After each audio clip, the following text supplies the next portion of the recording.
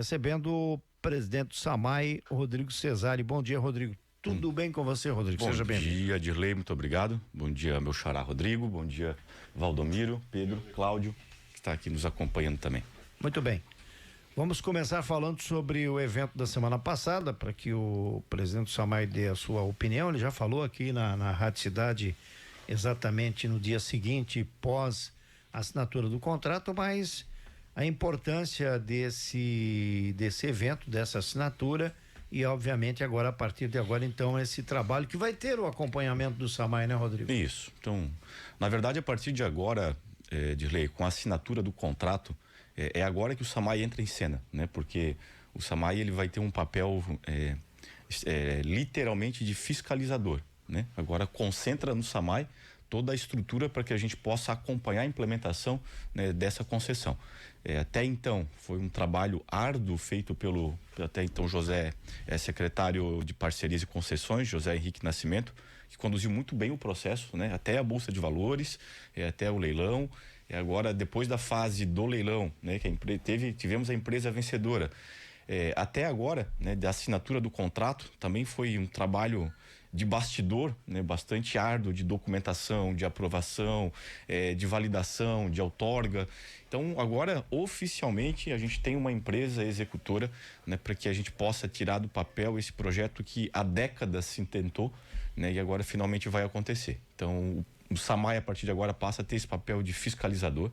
Inclusive, a gente está encaminhando para a Câmara de Vereadores, na próxima sessão, uma comissão especial, né, com técnicos, engenheiros, advogados, procuradoria, jurídico do SAMAI, são, salvo engano, 9 pessoas, né, para que possa acompanhar de perto todo esse trabalho, né? É um dos órgãos fiscalizadores que a gente está criando, né? E para mim vai ser um dos mais importantes, né? Junto com a Câmara de Vereadores, o vereador Jobert já se propôs a criar na Câmara também de Vereadores, né? Uma comissão especial para acompanhar a implementação de todo esse processo que vai acontecer na nossa cidade, porque a gente está falando de um projeto de mais de R$1,5 bilhão de reais, né? E eu não posso colocar, simplesmente nomear 2 ou 3 fiscais, né, para acompanhar todo esse processo. Eu acho que é algo que vai impactar diretamente na vida das pessoas. A gente está falando de um montante muito alto, um valor considerável, e aí a gente precisa ter uma seriedade muito grande, né, na fiscalização e na condução desse processo. Então a gente está criando a partir de agora essa comissão. A gente espera contar também com a sociedade civil organizada, com Câmara de Vereadores, enfim, né, é um projeto de implementação que terá que ser feito agora, o acompanhamento dele a várias mãos, né? Não dá para simplesmente nomear um fiscal e dizer se vira, né? A gente precisa levar muito a sério, porque é algo que vai impactar diretamente a vida das pessoas. Rodrigo, a Câmara semana passada aprovou a constituição de um Conselho de Saneamento Básico e de um Fundo de Saneamento Básico. Exato. Que é inclusive você ou o presidente do SAMAI vai ser o presidente desse conselho. Isso. O que vem a ser, né? Esse fundo também, o que vem a ser? Esse conselho, ele já existe desde 2009, salvo engano, né? Inclusive, isso é importante que fique bem claro, quando esse conselho foi criado pelo então prefeito Paulo Essel, ele foi criado exatamente da forma como foi aprovado na Câmara de Vereadores na última sessão, né?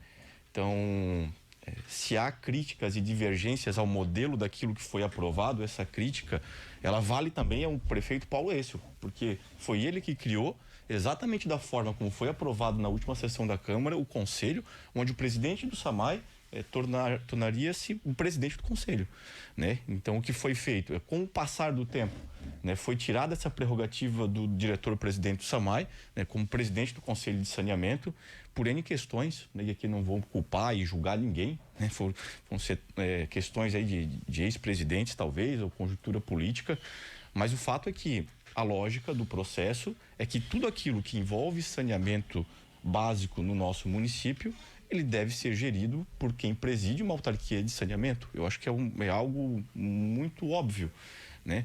Tanto que quem estava como presidente do conselho até então era o Marcelo, um baita profissional, conheço bem. Hoje ele é ACT lá na nossa autarquia, trabalho como engenheiro ACT e representando o clube de engenheiros, salvo engano, né, que presidia o conselho, né, e nada contra, e está tudo certo, né? Mas a gente está falando de um processo, principalmente a partir de agora, que vai mexer diretamente com o saneamento da nossa cidade.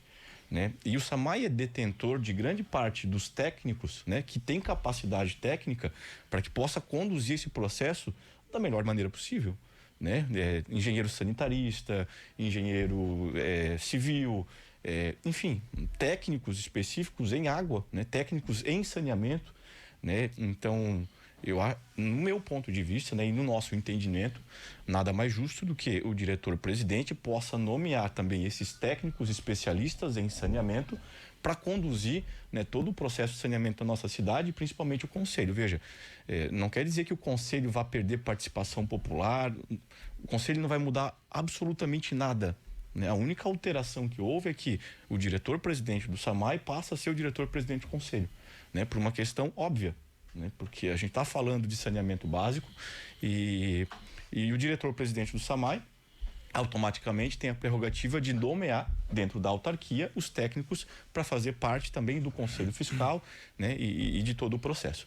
Então foi isso que foi aprovado na Câmara de Vereadores, né? O que há de novidade é esse fundo do Conselho, o fundo do Conselho, o fundo de saneamento. Quando a gente fez todo o processo de outorga, né, a gente especificou que o valor da outorga seria depositado no fundo de saneamento e esse valor seria utilizado para investimento em saneamento na nossa cidade, né? Então a empresa depositou 50 milhões de reais, né? Ainda falta 10 milhões, o contrato prevê, salvo engano, 6 meses para os outros 10 milhões. Então já depositou essa primeira parcela que previa o contrato da concessão nesse fundo de saneamento, e a partir de agora a gente vai gerenciar esse fundo, né, claro, junto com todos os órgãos de fiscalização, né, não só o Conselho, mas Tribunal de Contas, Câmara de Vereadores, enfim, será prestado contas, né, de tudo aquilo que a gente deve fazer com o fundo de saneamento. E dá para ser um pouquinho mais específico, algum tipo de ação de obra já prevista ou pensada para esse investimento, Rodrigo? Então, vamos lá.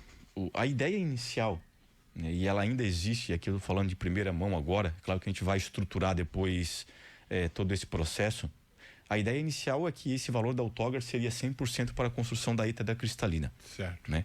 A gente ainda tem essa ideia, a gente ainda cogita essa possibilidade, porém, né, e aqui eu falo com muita tranquilidade em relação a isso, não adianta a gente ter 60 milhões de reais de outorga, gastar, porque vai passar do valor, né? Hoje está estimado em 68 milhões, mas atualizado, né, a ETA da Cristalina, já com uma reformulação, com uma redução de 100 litros por segundo do projeto em relação ao projeto original, já deve chegar aí na casa de 70, 80 milhões de reais, né? Então, a minha dúvida e o meu questionamento é exatamente esse. A gente vai começar um processo de construção da ETA da Cristalina, né? A gente vai ter que aportar ainda uns 15 ou 20 milhões, e até que ponto esse projeto será eficaz para que não falte água na cidade pelos próximos anos, né? E aí eu pedi ajuda para os nossos técnicos, né? A gente fez algumas reuniões já para que a gente possa debater e discutir isso, porque eu vou produzir mais 100 litros por segundo na Limeira e de repente o pessoal lá na Volta Grande vai continuar sem água no verão, né? E o povo não quer saber se eu vou construir, se a gente vai construir ETA da Cristalina ou não. No meu ponto de vista, o povo só não quer ficar sem água, né? Seja no verão, seja em qualquer período. Talvez seja muito mais inteligente a gente pegar esse valor de outorga, eu construir um baita reservatório na Volta Grande, eu construir um baita reservatório na Limeira, eu construir um baita reservatório na Águas Claras, eu construir, utilizando o projeto da ETA da Cristalina, um reservatório de 15 milhões de litros lá na Cristalina, né? E investir um pouco em produção de água tudo no centro. Só produzindo no centro. Na nossa ETA central, né? Eu acho que eu uso o dinheiro da outorga, ainda provavelmente vai sobrar, entre aspas, um valor, e eu deixo toda a cidade, né, com uma garantia de abastecimento por muito tempo. Hoje nós temos, a grosso modo, uma capacidade de armazenamento de 11,5 milhões de litros, né? Isso dá para o município uma autonomia de aproximadamente 8 horas. Fazendo aquilo que eu acabei de dizer aqui, eu ganho quase 2 dias de autonomia de abastecimento. São praticamente 48 horas. Ou seja, o reservatório ele funciona exatamente como um pulmão. Mas, por outro lado, não adianta eu ter esse reservatório e não ter água suficiente para enchê-los, né? E aí houve algumas divergências em relação a isso. Nossos técnicos são bons, né? Entendem do negócio, Mesmo assim, eu já contratei uma consultoria externa para que possa fazer um estudo técnico, científico, que possa me provar assim, Rodrigo, esse projeto é o que Brusque precisa para não ter problema com falta de água, sei lá, pelos próximos 50 anos. Ou que me diga assim, não, Rodrigo, a ETA da Cristalina vale a pena investir mais 20 milhões de recurso próprio, se for o caso, porque é isso que vai garantir o abastecimento para toda a cidade por mais 50 anos. Então, para que eu possa tomar essa decisão, eu não posso agir com base naquilo que eu acho, né? É óbvio, eu fui num congresso, né? Fomos junto com o Juan, o Juliano Montebeller, né? Que é o nosso técnico do SAMAI, num congresso de saneamento, né? Foi, salvo engano, o 4º fórum de saneamento lá em São Paulo. E aí, um dos expositores, o cara é lá do Nordeste, se eu não me engano, ele falava exatamente isso. Às vezes os municípios investem muito em produção de água e esquecem de que estão sentados em cima do pote de ouro, né? Que pouca gente, né, dá bola para isso, que é a capacidade de armazenar essa água. Porque hoje na minha ETA central eu produzo 350 litros por segundo durante o dia, mas chega à noite eu reduzo a minha vazão, eu reduzo para 150, para 200, ou seja, eu tenho que reduzir as minhas bombas, desligar algumas bombas, porque eu não tenho onde colocar a água que eu produzo à noite, né? E se eu tenho os reservatórios, eu continuo trabalhando ela com a capacidade de 350 litros por segundo para encher os reservatórios à noite quando está todo mundo dormindo, né? Ainda lembrar que a gente está na iminência de aumentar o nosso pré-sedimentador aqui na nossa ETA central, fazer algumas melhorias, isso já estava programado para que eu aumente de 350 para 450 litros por segundo na nossa ETA central. Ou seja, será que para além disso eu ainda preciso construir mais uma ETA que vai custar 80 milhões de reais, de 200 litros por segundo lá na Águas Claras? É óbvio que é bom. Toda a produção que eu consigo de água a mais é uma garantia a mais que o município tem. Mas a pergunta é, até que ponto isso será de fato eficaz para que o pessoal lá da Volta Grande, lá da Bateias, lá da Águas Claras, não fique sem água no verão? Mas aí não se tem o perigo de ter uma única capacitação de água com o maior número de, digamos, ali do Guarani, que é a maior de Brusque, né? Você ter um rompimento ou alguma coisa climática que vai interferir e você perder essa condição de produzir?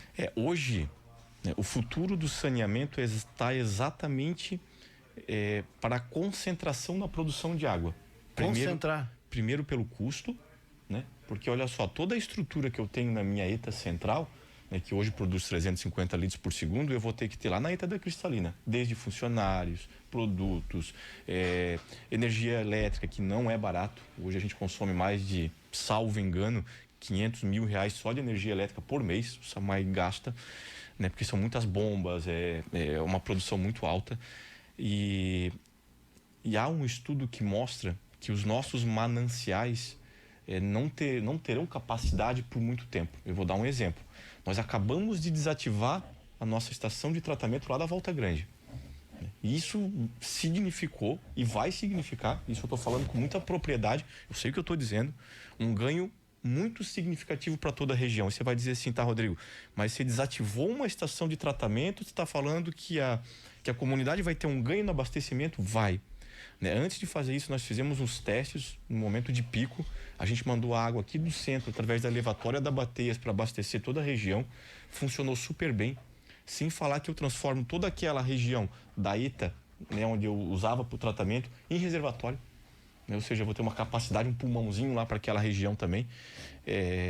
E a comunidade vai ganhar no abastecimento sem sombra de dúvida, sem falar que o SAMAI reduz o custo.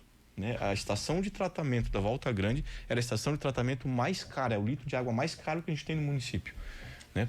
Haja vista que é uma estação que parava com muita frequência, né? Qualquer turbidez ela já deixava de operar. A gente tinha problema nos filtros, né? que eram bastante antigos. A gente tinha muita manutenção.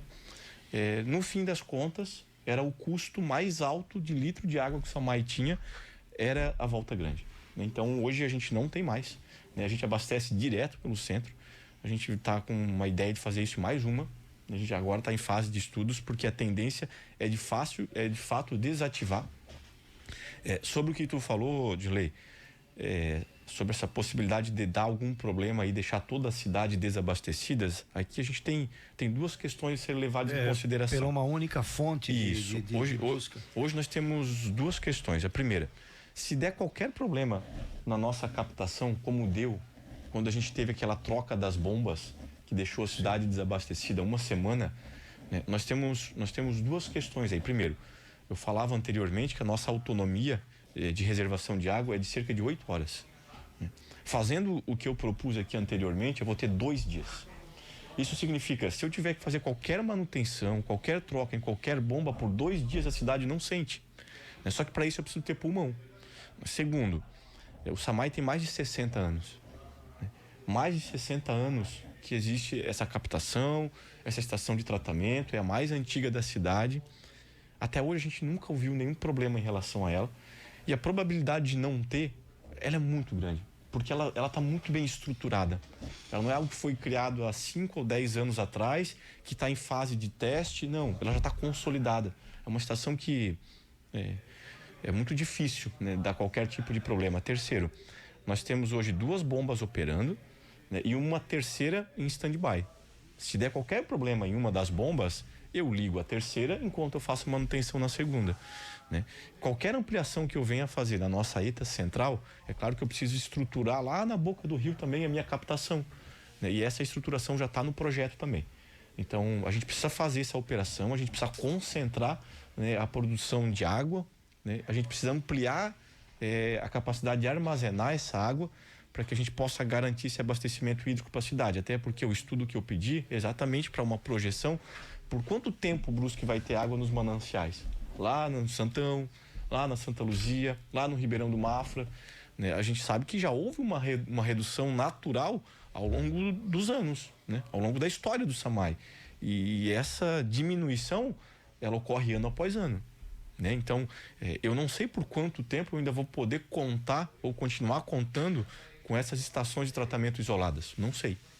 Esse é um estudo que vai indicar para a gente.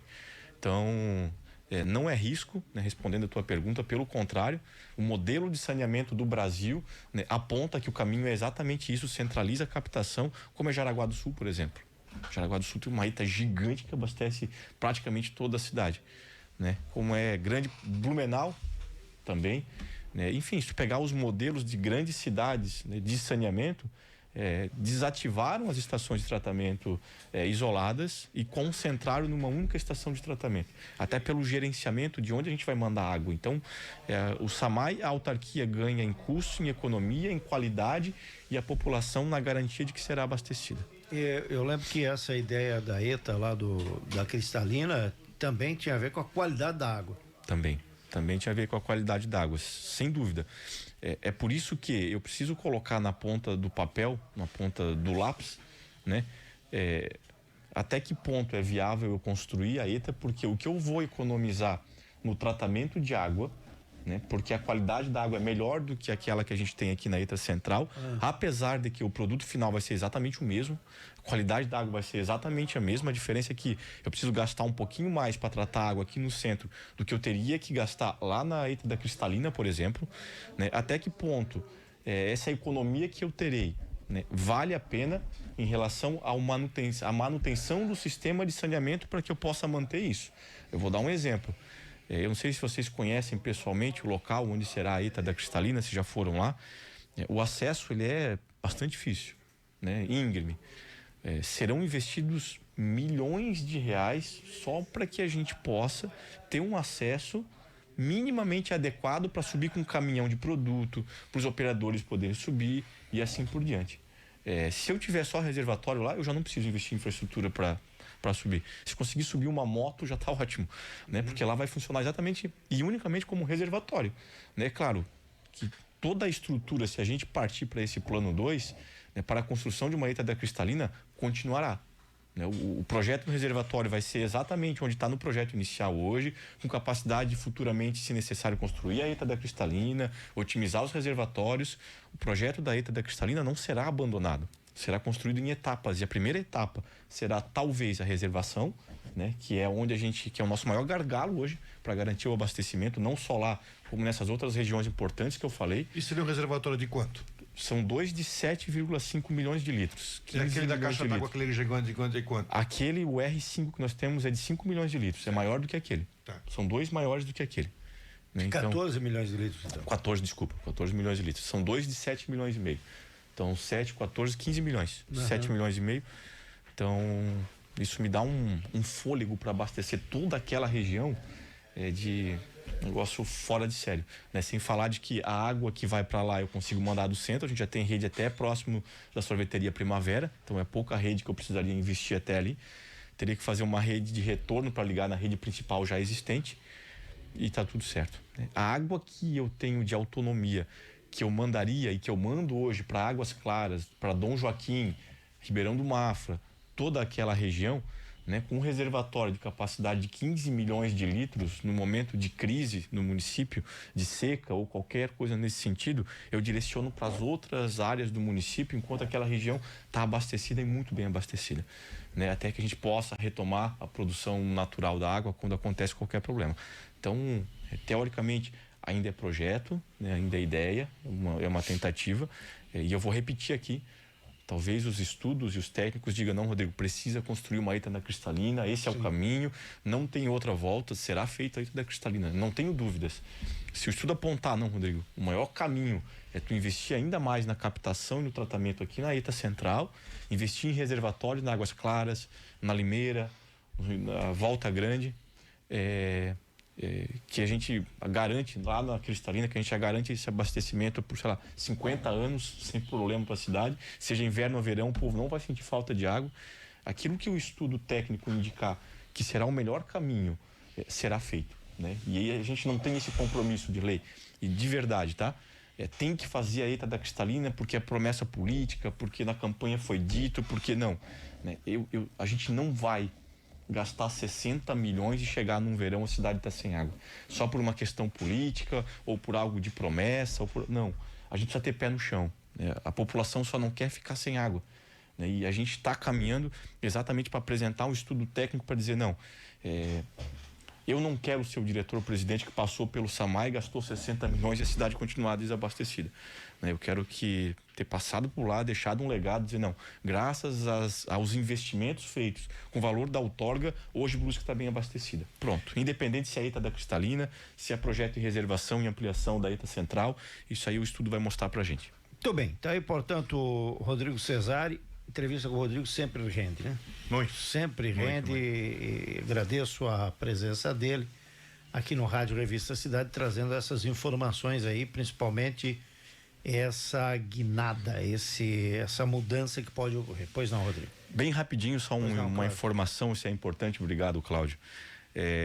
A gente está fazendo aquela recuperação asfáltica na Ernesto Bianchini, né? Hoje, amanhã, né? Então, para o pessoal evitar transitar por lá durante o dia, né? Claro, a gente tenta começar sempre às 8h30, quando já passou o horário de pico, sim, parar meio-dia, começar depois da 1h30, mas mesmo assim, para informar a população que a gente está fazendo aquela recuperação, então só evitar transitar por lá entre hoje e amanhã, para evitar maior transtorno no trânsito, tá bom? Obrigado. Obrigado, Rodrigo. Eu que agradeço, mais uma vez, muito obrigado.